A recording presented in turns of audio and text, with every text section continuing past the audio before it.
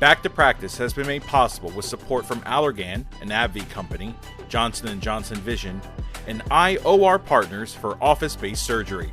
We'd like to thank our sponsors for their support of this programming. Happy to be helping moderate this Back to Practice episode. I think it's a wonderful sort of place where everyone can kind of come together post-COVID. We've learned so much in these past few months.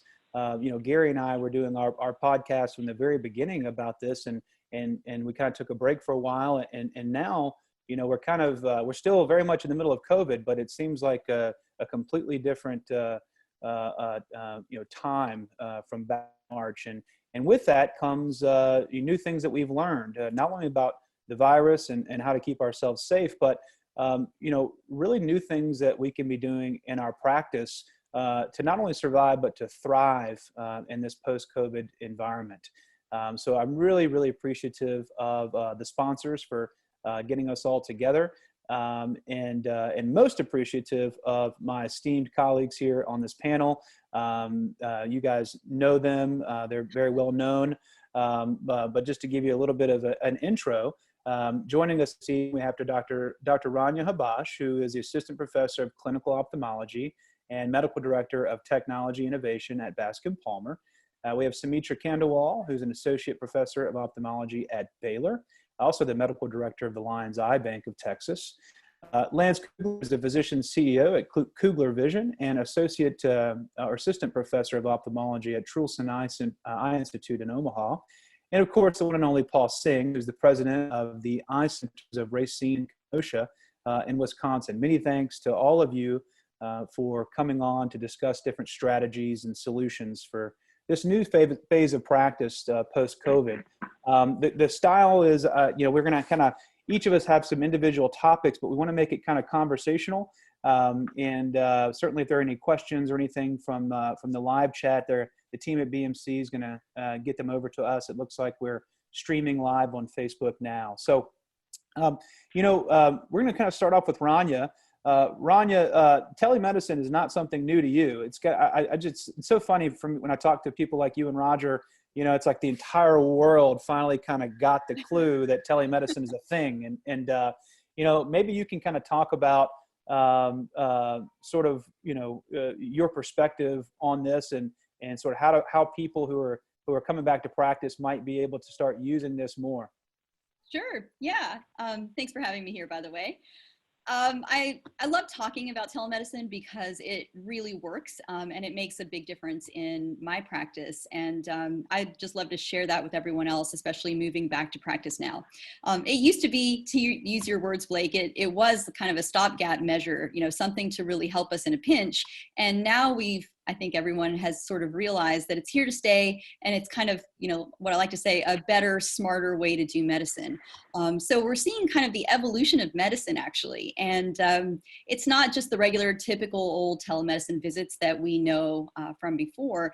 There's been so many creative kind of different varieties of telemedicine. And at Bascom Palmer, we've really adopted a lot of these crazy things that we all kind of thought were crazy in the beginning, but now they've sort of become a way of life for us. I wonder if anybody like Paul or Sumitra, are you guys using telemedicine even now? I mean, now that people are kind of back into practice and seeing patients in clinic, are you guys are still doing some telemedicine or not really? Yeah, absolutely. I couldn't agree more with Ranya. I think it's become now almost a part of our standard of care, and actually patients now are accepting it. I think they've understood this is a new reality. And in fact, I've had comments from patients who said they feel it's more intimate with me versus, you have 18 lights on, there's 100 people running around, you're like getting called, buzzing, and it's like just you and me, like we are now. We're just kind of hanging out and talking. So the patients actually like it. But what we found is that because we had such a backlog of patients, for me personally as a glaucoma specialist, I had to see only people who needed surgery, because it's always people who were kind of backed up. So they're like, Paul, you don't have the time to see all these IOP checks and dry eye checks and all these kind of standard patients who are stable. So what we decided to do is let's do telemedicine for those patients. They come in, do a hybrid visit where they get the OCT, they get the visual field, whatever it might be, and a non-contact IOP measurement, like let's the ORF, the ocular response analyzer. And then I just call them at home. So I have a nice list of patients at the end of the day where I just say, hey, your fields are stable, your nerves look good, your pressures are pretty good, you're good for 6 months. We'll come back and I'll do more of a thorough exam with you in the office. And so they're actually liking that. Patients are so happy, and it's helping free my schedule up to see those consults. Yeah. I think that's a really good point, actually. And that's what we're doing at Bascom too. You know, it's exactly like what you said. It becomes sort of like a hospital without walls now. So on the very same day, we can see patients at like 5 different Bascom Palmer campuses. And the patients don't have to drive to our one campus. They can go to any location that's most convenient for them, specifically for these tests that we're doing. And then, you know, later on, we'll follow up with them with a video call or a phone call. And then after hours and on the weekends too, we're doing the same thing. So it's really been able to expand our schedules. And now you've got all of us in every location, even on Saturdays and after hours. That's great. And I will say I'm more efficient now. I know, Blake, you probably know. So you said you're seeing like all these post-ops with the teleconferencing. I think for me, I'm not wasting as much time like I was before, like just hanging out and talking. It's more to the point. How you doing? Let's move forward. And I think I've become more efficient also doing telemedicine. Totally. I think that, you know, I'm seeing on my one-day post-op cataract patients like that. And Ranya and I are doing a cool telehealth webinar coming up soon, where I'm going to actually, you know, hopefully show some of that. We may put some of that video on when we release this video or this webcast, but it's been super efficient. The patients love not having to come in, you know, for that day one post-op. And the reality is there's not a whole lot you're worried about on post-op day one cataract surgery. You're worried about pressure, and I'm checking their pressure right on the table at the end of cataracts with a barokeratinometer. Of course, you're worried about TAS, but how rare is that? And God, if they do have it, you know, they're going to tell you on that telemedicine, you're going to be able to see their eye. They're not going to be able to see anything. You're going to have corneal edema, et cetera. So, you know, I feel pretty confident doing. I've talked to a lot of people, you know, who are doing one-day post-ops for phaco, and who have kind of stopped doing it amidst COVID. Whereas before, everyone kind of was doing it almost because of dogma. You were just taught that you had to see 1 day, 1 week, 1 month, and maybe that's not the case. And so telemedicine is helping in obvious ways like that. I wonder, Sumitra, I wonder if there's a place for telemedicine, maybe not so obvious ways, specifically like in doctor-to-doctor consults at Baylor. Is there any thought about how this can kind of morph to where, like, if I had a weird cornea question, you know, I could just like do a conference real quick with a doc at Baylor? Do you think that there's a market for that, or, you know? Oh, absolutely. You know, we get referrals from all over, and also, you know, we actually, before, you can't really do telemedicine necessarily across state lines, but that's been lifted right now. And what that has found, like, we have a lot of patients, you know, from the west part of Louisiana that come in that are pretty complicated. And we've been really creative with how we do, you know, doctor-to-doctor telemedicine visits. I mean, we've done scleral lens consults basically through telemedicine using an optometrist that wasn't that comfortable, and my optometrist that is very comfortable, because there was a caveat where you couldn't cross the border for a while between Louisiana or Texas.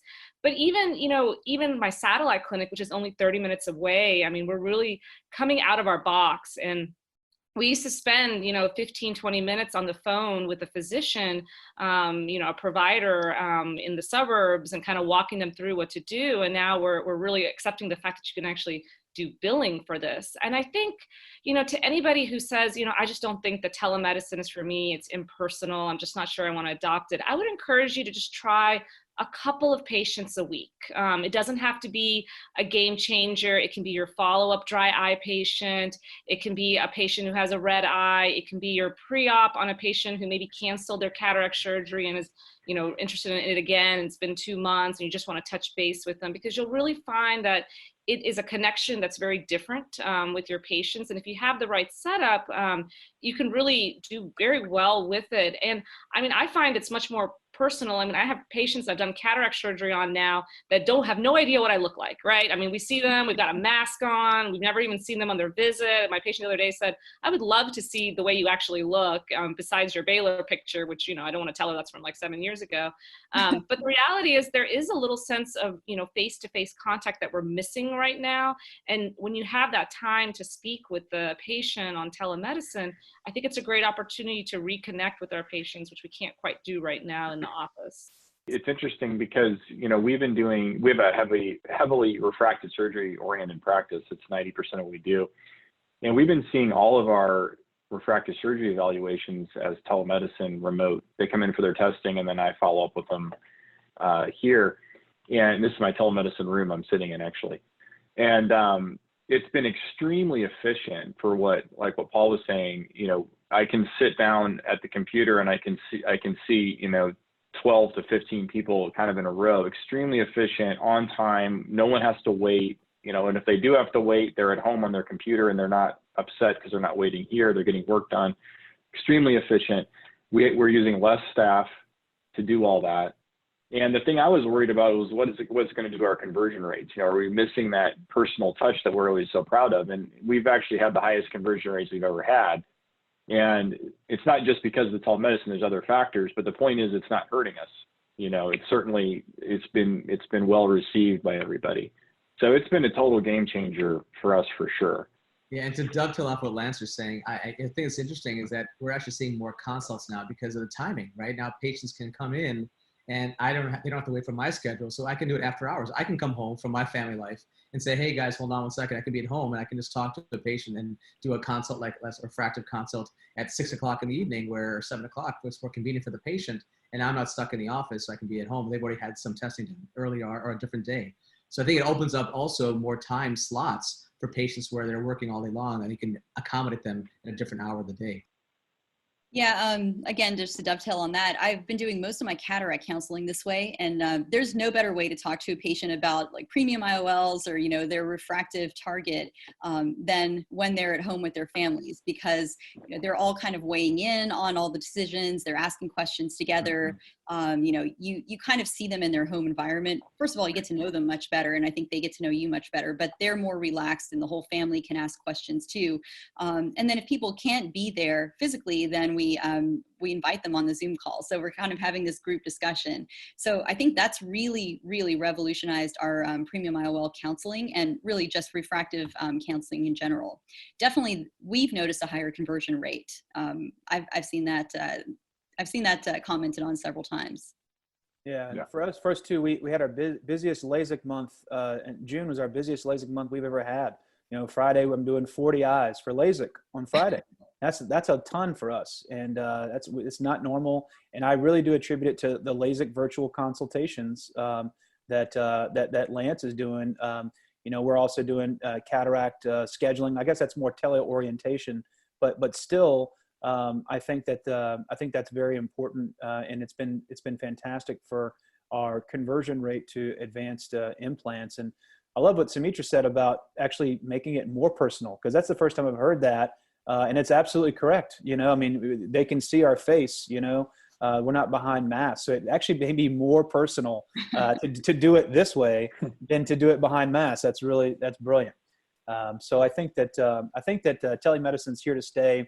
I think it's one of these things that's going to be one of the positives. At the end of this show, just for advanced warning, I'm going to ask all of you to kind of end on something positive that we're going to take with us, and that's kind of the point of all of this episode. And you know, Lance, I think that one thing that I wanted to talk to you about is the idea of office-based surgery, because you know, during the shutdown, you know, especially folks that are working at hospitals or a big part of universities.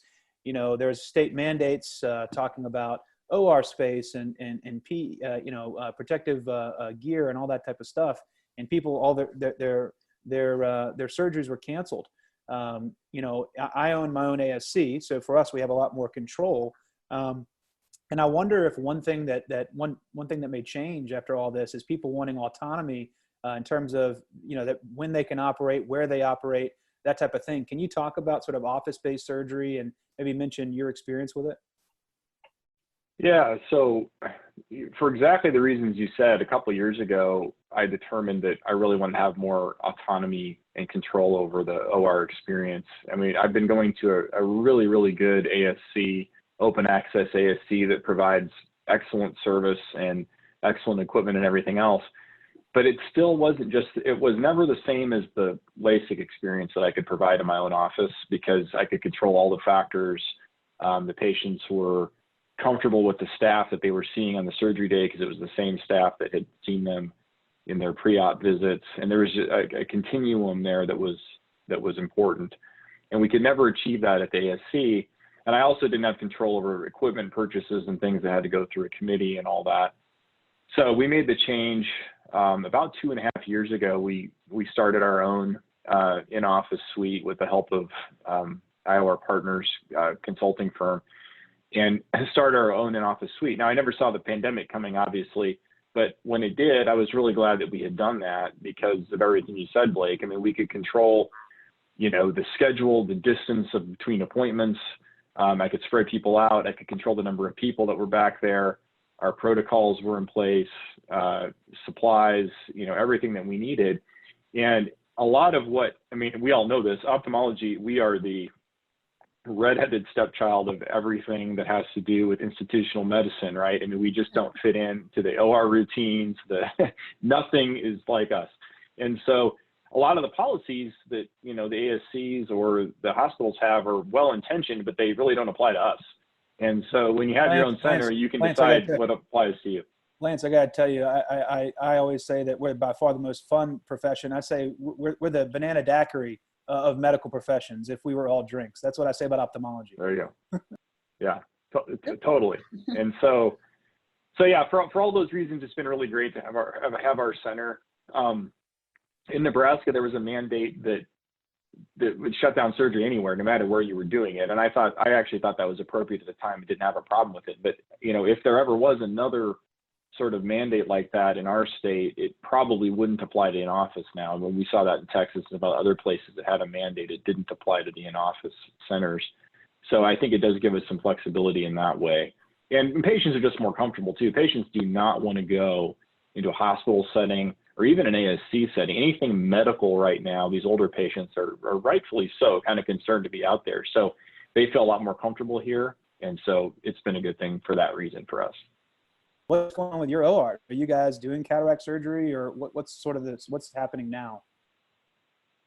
Well, we are, there's so many different types of surgery centers, even though we're an institution setting. Our surgical center is eye only, and it happens to be in our clinic building on the first floor. It's definitely not in office. It is definitely a true surgery center with all the, all of the bells and whistles and all the extra pre-op stuff that has to go and the mandates as far as cleaning goes. But we do have a huge advantage in that if we were in our old place, which was about 10 years ago, in the med center, in a hospital, outpatient center, in the middle of the heart of the med center, would be really tough. But luckily, we're in our own kind of bubble, so to speak, with dermatology and plastic surgery and ophthalmology all being in the same building with our surgery center. But I also am at the VA 3.5 days a week, and that's a true hospital, and they have shut down all elective surgery unless it's priority 1, which is like retinal detachments or glaucoma surgery where the patient's going to, have permanent vision loss in the next 2 to 3 weeks. And they truly do have an issue with, overfilling ICUs. They've pulled some of our residents to do the COVID ICUs because right now our residents are better than the July interns because it's July. Everything changed from June to July.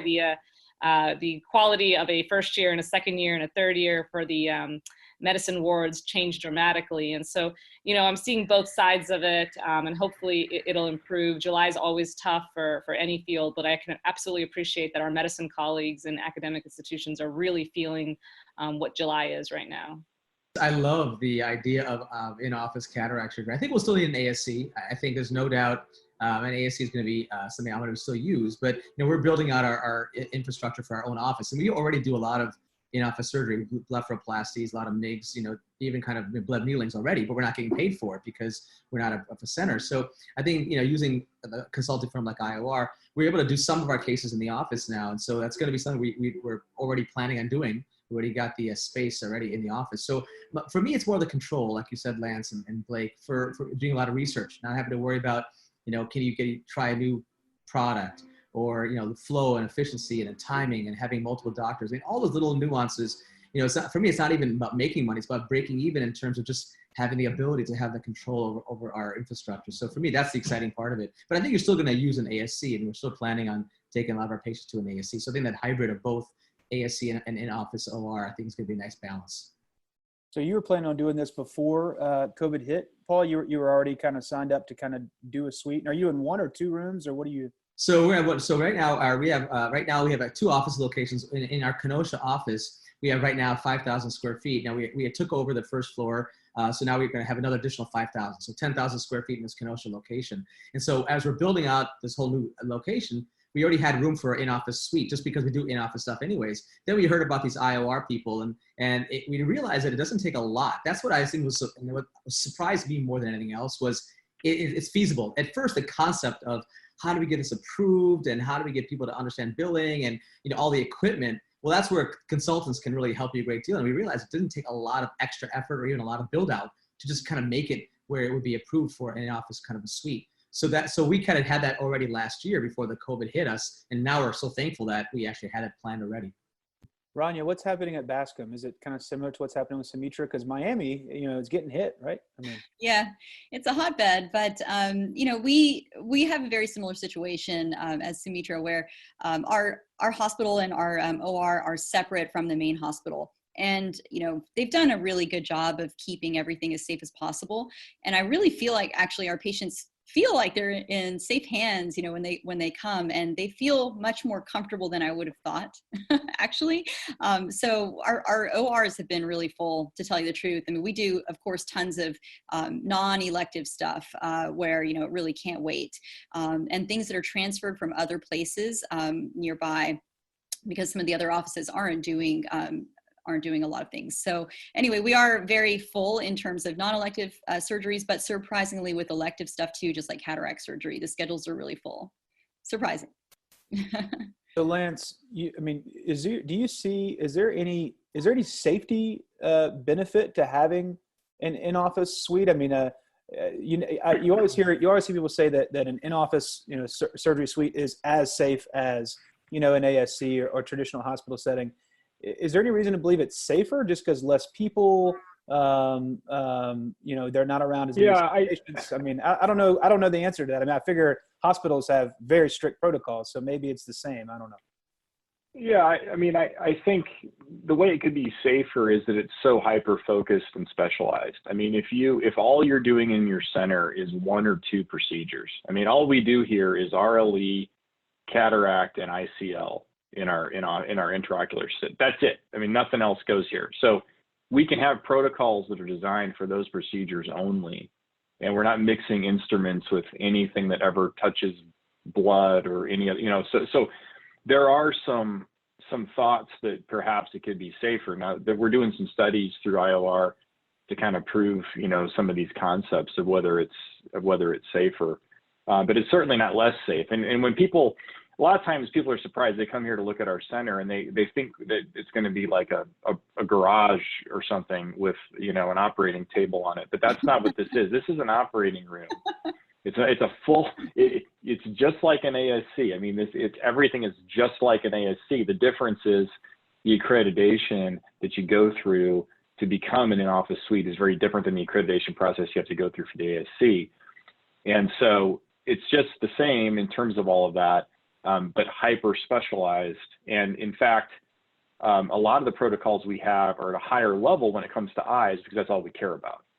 And there's lots of times the ASC protocols don't care about eyes. They care about, other procedures and being more broad. So I can't tell you that it's more safe, but I think theoretically you could find ways where it could be more safe over time.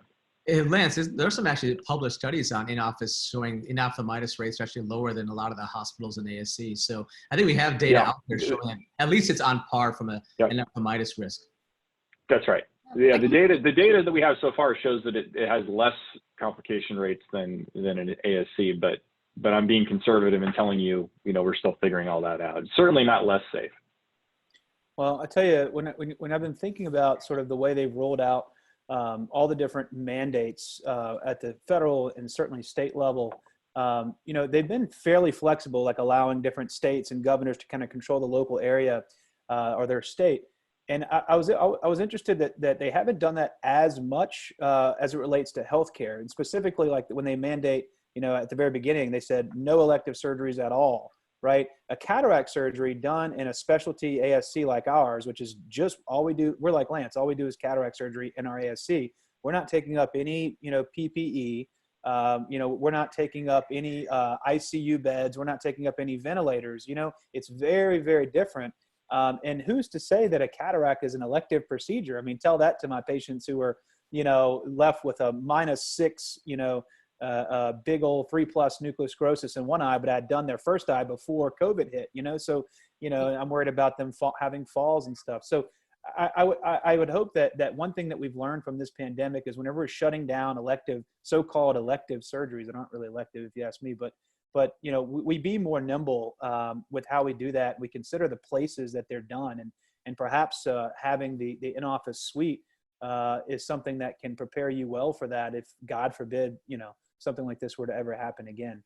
I think also like what ends up happening is for some, you don't try something new unless you're kind of forced to do it. So, I mean, for example, like there are certain procedures that in the past I wouldn't have done in my clinic or in my minor room, but there's certain instances, say it's a Friday afternoon, there's no OR available. We have 2 to 3 clock hours of an open globe. I mean, what are you going to do? You're going to wait till 1 o'clock. You're just going to put some sutures in the minor room, as an example from a few years ago.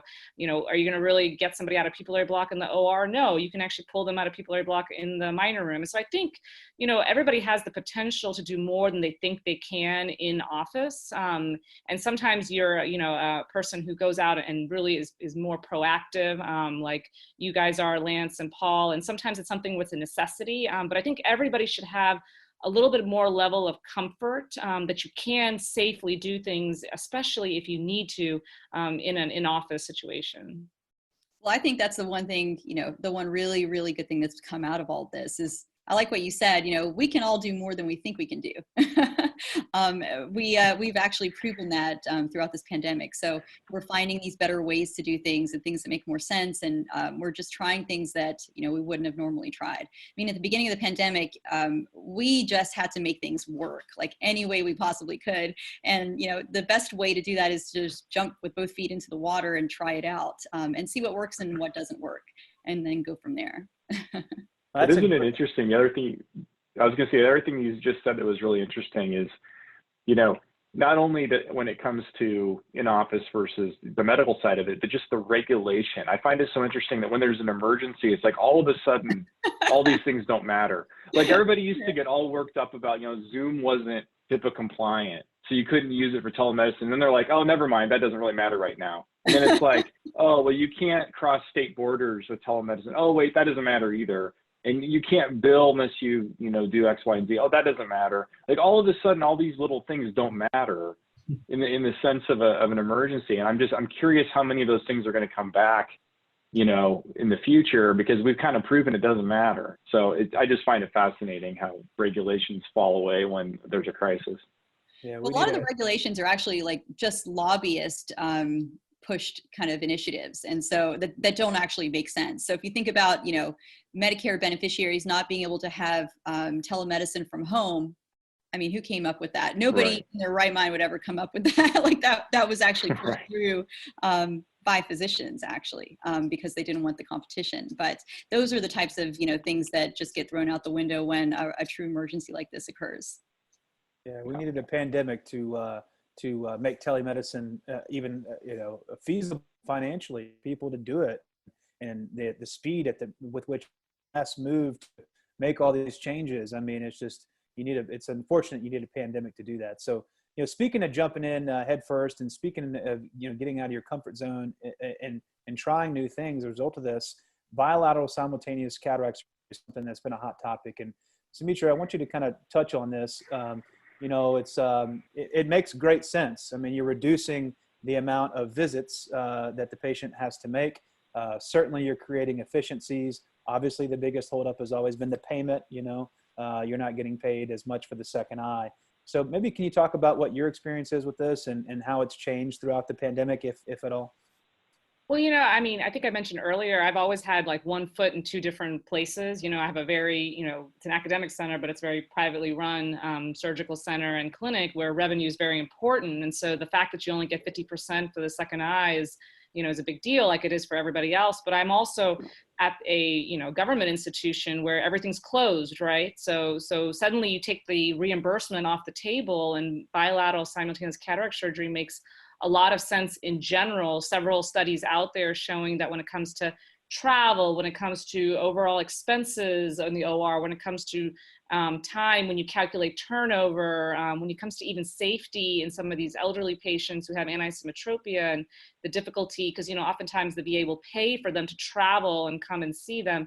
It makes complete sense to do that. And all they really needed was more studies, you know, similar to in-office procedures that backed up the safety. And so I think we've just done a great job with safety, with intracameral injections, with the ability to feel comfortable that cataract surgery has turned in the last 20 years into a very, you know, a very low complication type of surgery. And so I think now, you know, they're very comfortable there, you know, with bilateral simultaneous cataract surgery. You want to pick the right patient.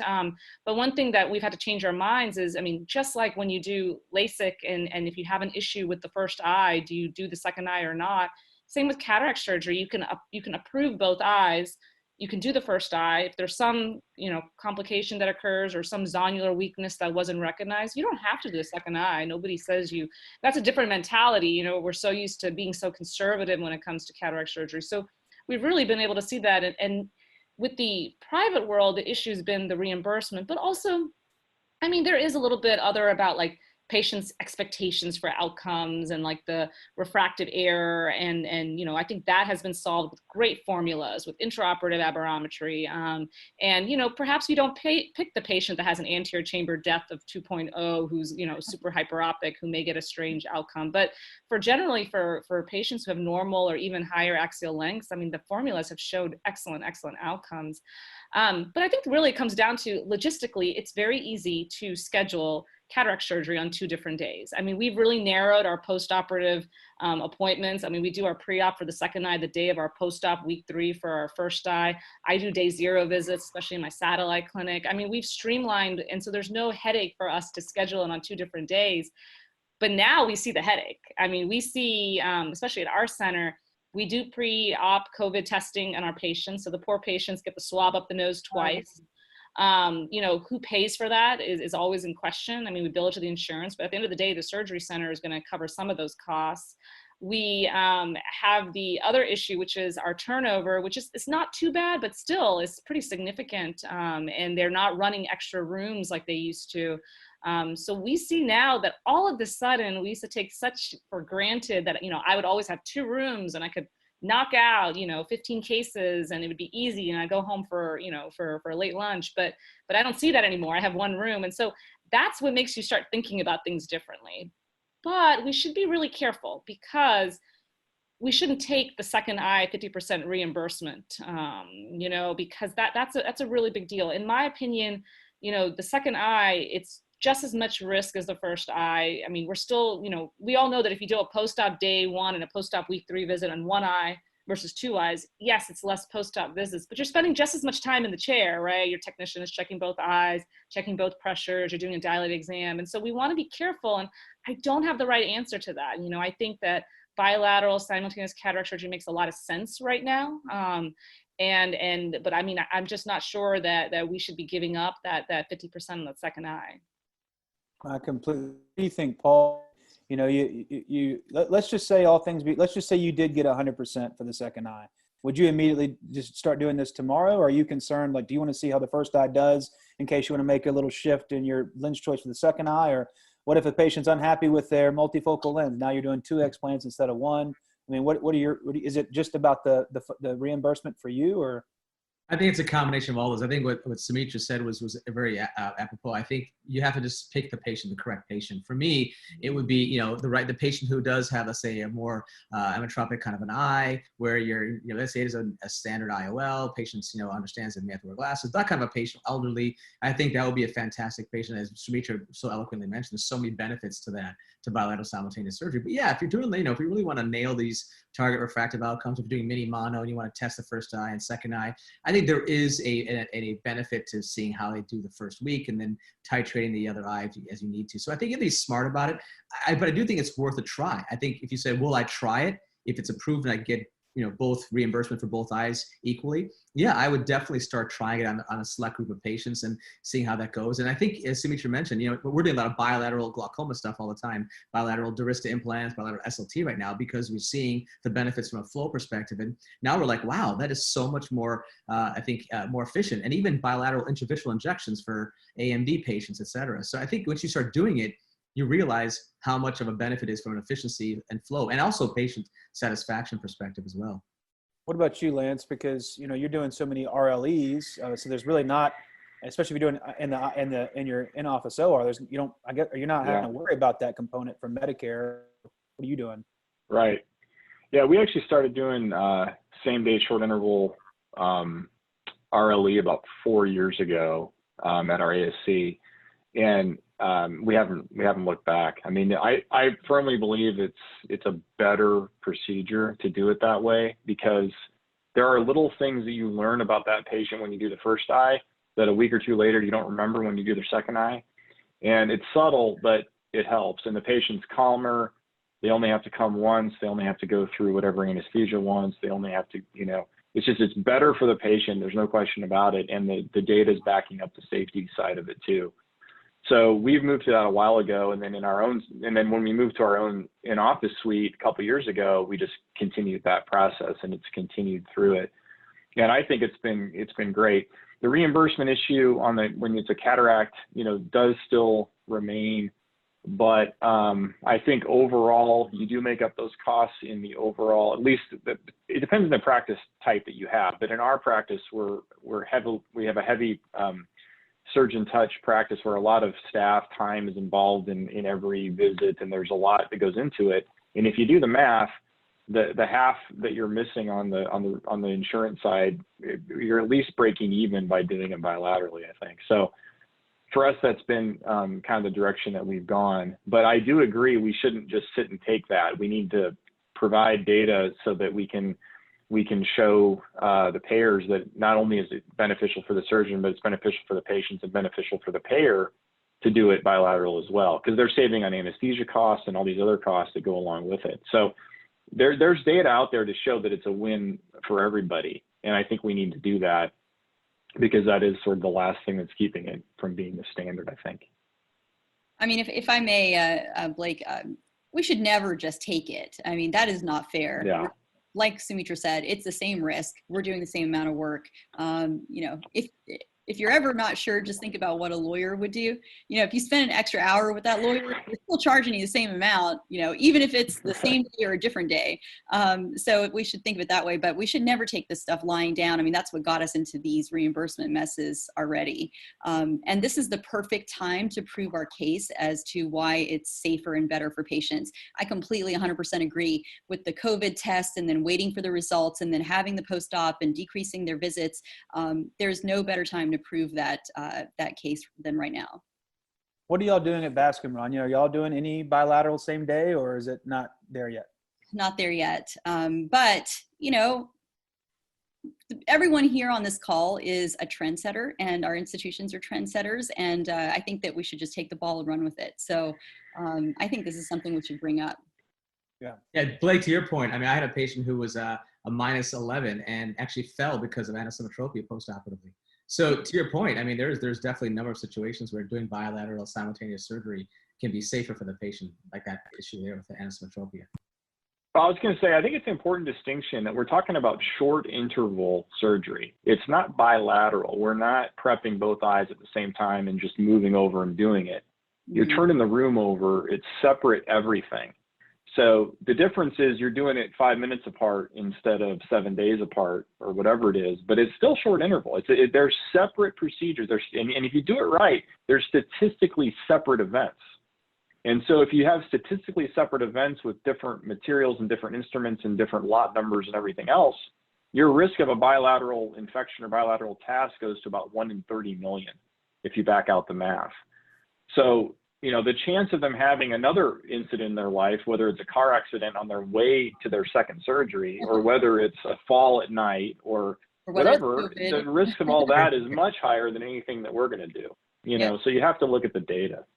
Yeah, we really see, it's interesting because everyone's like, no, one eye at a time. But I mean, we're exposing our residents to bilateral short interval cataract surgery. I mean, what we do actually is we do the first eye and the staff, and then they do the second eye. And it's so funny. They actually say, they're like, there's really like less pressure on me now because I know the patient had, a pretty great surgery the first time. And, we're doing the more dense cataract, we're doing the harder cataract. And then we'll learn things in the first eye, like, you know what, that was actually a pretty floppy iris. I think you should put a malunion ring in. Or, you know what, I mean, that was a kind of a really brittle anterior capsule. Let's see if we can do the second eye without trypan. And so to Lance's point, I mean, I do not remember those things. How many times have we gone to the OR like 2 to 3 weeks later and you're like, oh no, I remember this iris. I should have put a malunion in. So, I mean, you really do. I mean, that's fresh in your mind if there's any issues with that first eye. Yeah. And not just the surgeon, but the whole operating team, because the patient's there and they're kind of ready for them. If there's a CRNA or whatever's going on, they're all used to that patient now because they've all been working on it for 10 minutes. Now they do the other one and there's no surprises. So I'm just firmly convinced it's better for that reason as well. And you don't get that second eye syndrome where like, doc, I remembered more the second time around. Why is that? That's gone. Seriously. That's gone. That's the best part about it. That's the best part about the whole thing. Yeah. And that's such a great tip too. I learned that from Rob Weinstock. He said, you need to call it a syndrome and tell the patient you have second eye syndrome. Like it's your problem. Absolutely, man. I've learned that one. I use that every single week. It's so helpful. So that would be gone. And, one thing that we hadn't brought up about this is, the old adage that, the doctors argue and patients decide. I mean, how many times a week do you hear your patient say, wait, I can't do them at the same time? I mean, this is what patients want ultimately. Yeah.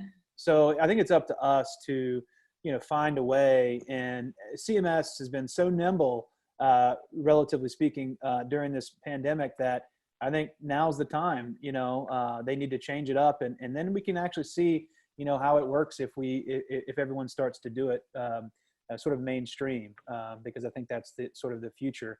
Paul, I kind of want to move into the glaucoma world a little bit. That's why I'm so excited that you are on the call. If there's two positive things that have happened, I guess you could say, in ophthalmology as a result of COVID, as a LASIK surgeon, the mask fogging has been tremendous because people are coming in because they don't want to wear their glasses because they fog up. But also I'm having more and more people ask me about getting off their drops because they're hearing on the news that you shouldn't be putting your hands to your face with drops. So, you have technologies like Durista that have just launched and that's been fun to be putting in some of my patients. So can you kind of touch on sort of the MIG space and what's happening, and how it all relates to getting back to practice post-COVID? Yeah, no, it's a great point. I wish I had more time because I could do like a whole 2-hour discussion on this, but it's been fun. As a glaucoma specialist, I think that we've seen such an incredible proliferation of technology in the last couple of years, few years, 5 years even. And what we're seeing is this mindset change for our patients and us as providers, this interventional mindset, where we realize from a medical perspective and a patient's, I think, health perspective, compliance sucks. And we do know that we're not doing a great job of maintaining a stable IOP, and compliance is an issue, whether it's cost, side effects, et cetera. But now with the COVID, we're hearing a lot of patients coming in saying, I don't want to go to my pharmacy to get my refills, or my daughter has to come to my house to put my drops in my eye, or for some reason I have a hard time physically putting in there. They're kind of rubbing everywhere, the whole face. And so from a safety perspective, there's a lot of concern. So we're hearing a lot more patients, and I think we're seeing a lot more patients being more accepting of some type of intervention, but it's SLT. Light studies shown that to be as efficacious as drops, but less chance for a need for incisional surgery. So compliance might be the reason why. We're also seeing patients saying, yeah, you know what, drug delivery. There's a number of patients who are on even multiple drops where you say, look, if I can put this little drug, I don't say inject, if I can gently place the small medicine in your eye that releases medicine over 6 months, or even potentially a year, even longer, I have the potential to get you off that drop for a while, whether it's saving money or physically saving the ability to have to put a drop in the eye. Because what's nice about Durista is the fact that it's Medicare Part B coverage. It's not a Part D plan. So if someone has a Medicare fee for service and a supplement, it's actually quote unquote cash flow free for them. So for these patients who are complaining of cost of a generic med or brand name medication, doesn't want to go to the pharmacy every month, et cetera, I can do this in the office. Both eyes I can do within very efficiently, within just a few minutes. Both eyes are done. They're very comfortable. And I don't have to go to an ASC or a hospital. I can get them off their medications, whether it's 6 months or even longer. And so for me, all of a sudden, we're just offering this to patients.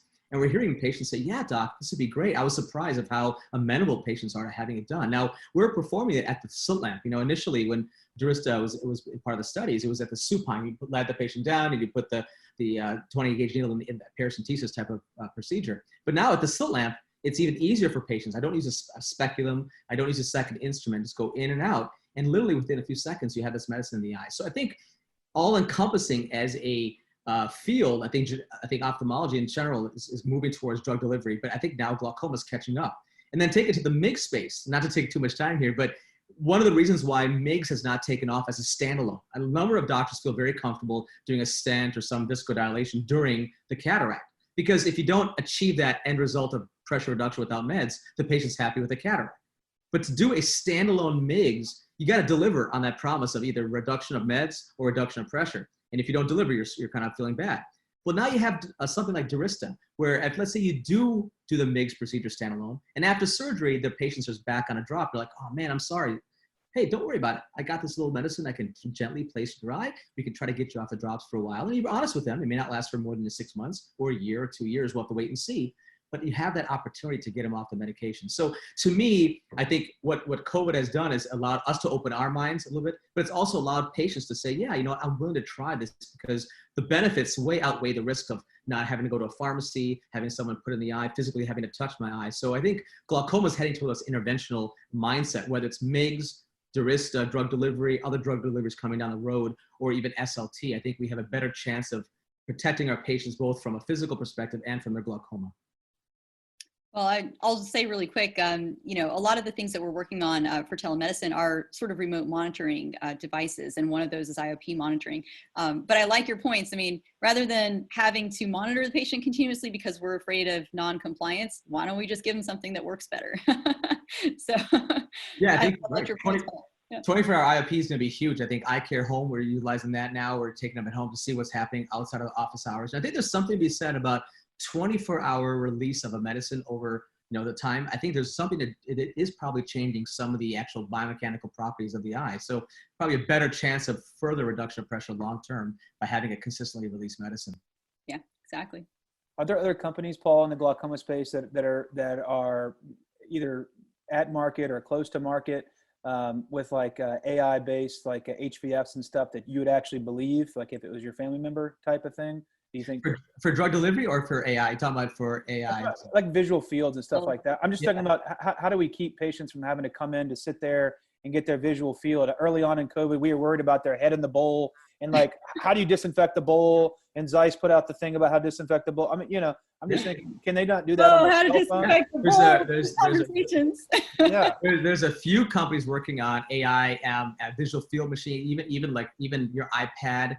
Doing it on the iPad and being able to kind of consistently give you a defect. Good screening tools with the iPhones. There's actually virtual reality goggles. There's multiple companies are making that right now that you can have patients just pick it up and do it at home if you need to. So yes, I think you're right. I think both IOP monitoring and visual field testing, and there's a number of companies working on even kind of access to in-office or actually at home OCTs or even kiosk OCTs where you have a sterile kind of a place mask, you put it on there, it takes a scan and you go home. So I think within the next few years, next 5 years, you're going to see a number of different products that are going to help us with in-office, but also rather in-home and mobile testing for OCTs, visual fields, and IOP. Absolutely. Yeah, there's I'll put in a plug for what we're working on at Bascom. One of my colleagues, Dr. Abishusha, has an algorithm that's for visual fields as well as a few other things, but it works on like the Microsoft HoloLens. And, the idea is that this is something that doesn't need to be cleaned, painstakingly and all that. And it's very mobile and open.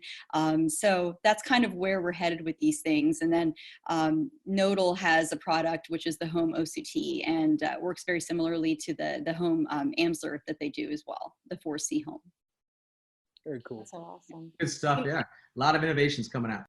You know, So, Blake, you said that yeah. there were, certain silver linings of the pandemic, the patients who want LASIK because of mask fogging and patients not wanting to have drops. But I think one thing that has also been a silver lining is just to see, I think we were all so busy with our day to day. We were all seeing 50 patients a day or whatnot. And we've all gotten a chance to take a deep breath in our clinics and look around and maybe start to address some of the things that we were too busy to address and step out of our box. And I think for a lot of people, it's given a reset in the way they practice. I think people have learned more on webinars, on virtual learning, but also just, what other people are doing. I think we're communicating more practice to practice than we've ever done. I mean, I've definitely heard all of you about, all the knowledge you have, but I've never sat down and listened to your practices. And now we're sharing practice patterns on a whole new level.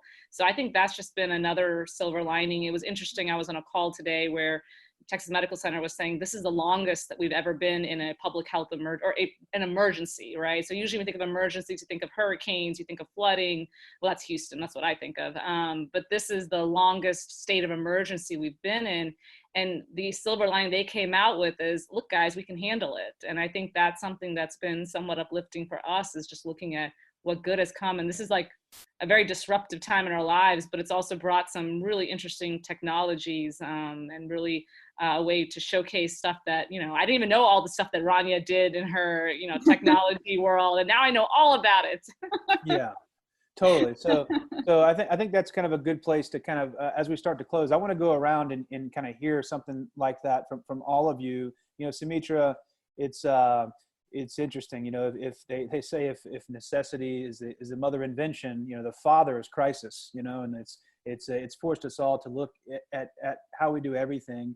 I love how you talk about how you seem to know more about your colleagues now than before. It's because we're communicating more, which is crazy. Like the world closes, we can't travel and see each other, but we're actually communicating more than we ever did before.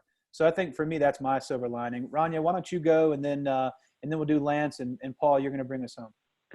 Yeah, just to add to that, one of the first things that happened after the pandemic is we started having all these webinars, and we started these chat groups and group emails where everyone could collaborate and everyone was kind of sharing their best practices and ideas. And I really love that. Like I've always kind of been a very collaborative person, and I loved how no one was kind of competing with each other to get the leg up or anything. All institutions were sort of helping each other. We were helping the little guys, the big guys. It didn't really matter. So definitely that sense of closeness and collaboration has really improved, and it's improved even with the patients too. Like I said, now they're getting used to the fact that their family members can be part of an exam also, or I might ask one of Paul to weigh in on their glaucoma for me, and that kind of thing. So we're watching the evolution of ophthalmology, and it's really amazing. I've been thinking about this a lot over the past few months, and I think there's I read this somewhere and it really resonated with me, that there's two things that have come out of this pandemic, and this is society-wide. It's not just ophthalmology, but it's certainly there's examples within ophthalmology. Two things that I think are happening. One is remote. So we're learning how to do things remotely, and we're demonstrating this tonight with this webinar. We've demonstrated it since April with webinars. ASCRS was canceled, and yet we're all talking more than ever. So I think we've kind of learned that, and we talked a lot about telemedicine as another example of remote. So I think that's happening. I think it's positive. The other one is acceleration. And so what a crisis is forcing us to do is accelerate things that were going to happen anyway. So, we invested in telemedicine equipment like a year ago because we saw it as the future, but we never really got around to using it all that much because we were busy being busy. And so this has forced us to accelerate that. And it's forcing, I think, a lot of changes that would have happened anyway. How about bilateral cataract surgery? We just talked about that. That was going to happen. Now this is forcing that to happen.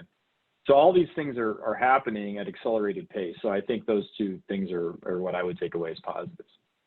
These are some great points, and I have to agree with everybody's comments, no doubt. I think I'm going to take it a little personal. I think it allowed us, and it created an opportunity for us to really evaluate our lives. And I'm going to be a little personal here, but look, we all go crazy, right? We're all trying to, what are we chasing in life? What are we really chasing?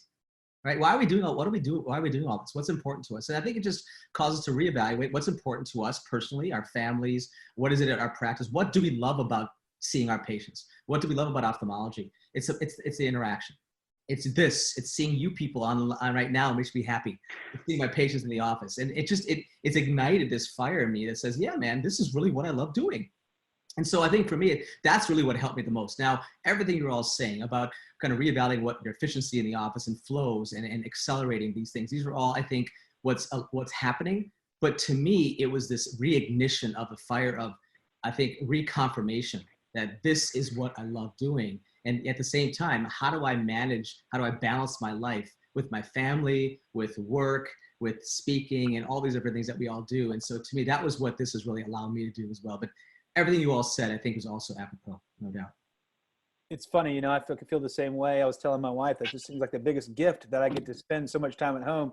And she said it's the exact opposite for her. It's a nightmare because I'm always messing everything up and not cleaning up after myself. But no, so I agree. Listen, I've really enjoyed talking to all of you.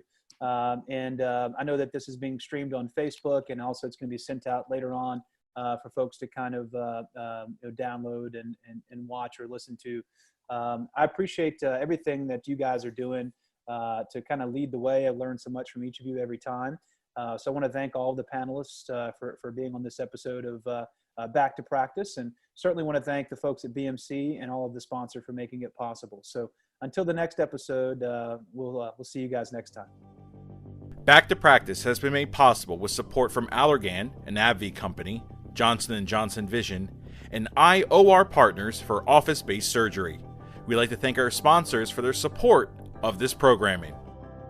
This webcast podcast is intended solely for ophthalmic healthcare professionals and ophthalmic industry representatives.